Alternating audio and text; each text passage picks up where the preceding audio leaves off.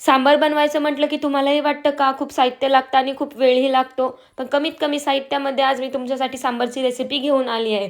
सर्वात पहिले आपल्याला डाळ शिजण्यासाठी 1 वाटी तूर डाळ घ्यायची आहे. त्याच वाटीने अर्धा वाटी अशी मूग डाळ घ्यायची आहे. हे सर्व कुकरमध्ये टाकून त्यामध्ये 1 टोमॅटो कट करून टाकायचा आहे. चिमूटभर हळद आणि लागेल तसे पाणी टाकून 3 शिट्ट्या करून घ्यायच्यात. फुल फ्लेमवर 3 शिट्ट्या आणि मीडियम फ्लेमवर 2 शिट्ट्या करून घ्यायच्यात.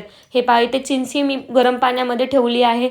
इथे आपल्याला भोपळाही शिजण्यासाठी टाकून द्यायचा आहे. जर तुम्हाला शेवग्याची शेंग किंवा वांगंही टाकायचं असेल तर तुम्ही अशा प्रकारे साईडला शिजवून घेऊ शकतात. ही पहा आपली डाळ ही मस्त शिजली आहे. तडक्यासाठी इथे मी 2 पळ्या तेल घेतलं आहे. त्यामध्ये आपल्याला 1 चम्मच मोहरी, 1 चम्मच जिरे आणि थोडासा कढीपत्ता टाकायचा आहे आणि 1 उभा कट केलेला कांदा टाकायचा आहे. आपण सांबार बनवताना आपल्याला त्यामध्ये कांदाही कंपल्सरी टाकायचा आहे आणि कोणतेही मसाले आपल्याला यामध्ये वापरायचे नाही आहेत. फक्त आपल्याला सांबार मसाला, लाल तिखट आणि हळदच वापरायची आहे. यामध्ये 1 चम्मच असे मी अद्रक, लसूण आणि कोथिंबीरची पेस्टही टाकली आहे आणि 3 चम्मच असे लाल तिखट टाकले आहे. लाल तिखट तुम्ही तुमच्या आवडीनुसार कमी जास्त करू शकतात.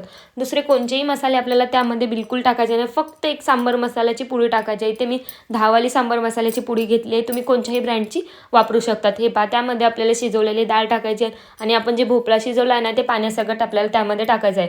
पाणी लागेल तर तुम्ही त्यामध्ये कोमट पाणीही टाकू शकतात आणि जे आपण चिंचाचं पाणी केलं आहे तेही त्यामध्ये टाकायचं. चवीनुसार मीठ आणि बारीक कट केलेली कोथिंबीर टाकायची. पहा किती मस्त आपला सांबार तयार आहे. एक वेळेस तुम्हीही नक्की अशा प्रकारे साध्या सिंपल पद्धतीने सांबार करून पहा. खूप चविष्ट लागतो आणि इडलीसोबत किंवा डोश्यासोबत अतिशय स्वादिष्ट लागतो.